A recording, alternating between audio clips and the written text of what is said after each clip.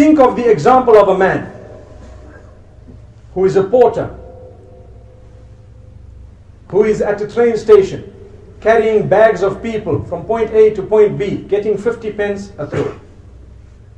And suddenly, a rich man comes, walks out of the train with a can of milk, and he says, "Young man, I will give you 10 pounds if you carry this can of milk from here to my place, which is about a mile down."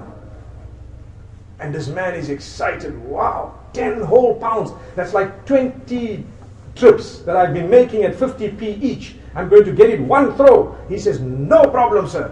I am experienced. I will not drop your milk." And you know, they put the milk on top of their heads and they balance it. These porters are experts. They actually can run with it. Don't try it, but they can do it. They will put it on their heads and run with it. This man puts it on his head and he starts walking and he's smiling from ear hole to ear hole. Allahu Akbar.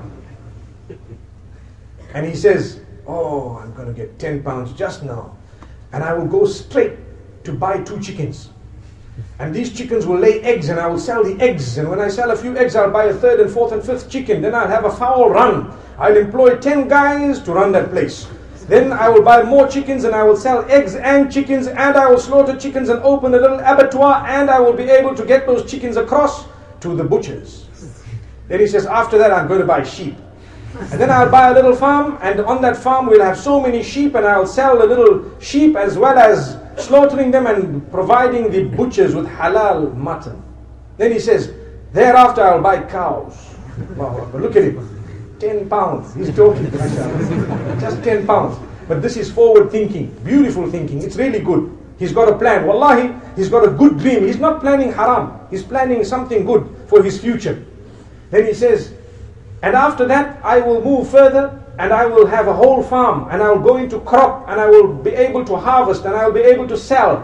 And then I'll buy the big buildings in the city, that one and that one and that one and that. And by the time I'm the biggest businessman around, the girl I went to propose for last year, because her father's the mayor, they said no to me. They will get to know about me themselves.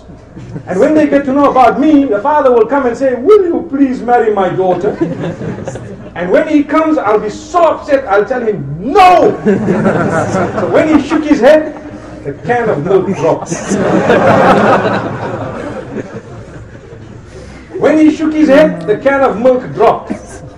When the can of milk dropped, the owner of the milk turns around and says, 'Hey, didn't I tell you I would pay you 10 pounds for this milk and not to drop it?' He says, 'Hey, relax, relax.' You know, that's my favorite word. Relax, take it easy. You just lost a can of milk. I lost my chickens and my eggs and my sheep and my cows and my farms and my buildings, and 600 people lost their jobs. And at the same time, I lost my marriage and my whole life is gone, so just keep quiet, okay?" What's the moral of that? The moral of it is, one small distraction in your life can shatter your dreams, my brothers, my sisters.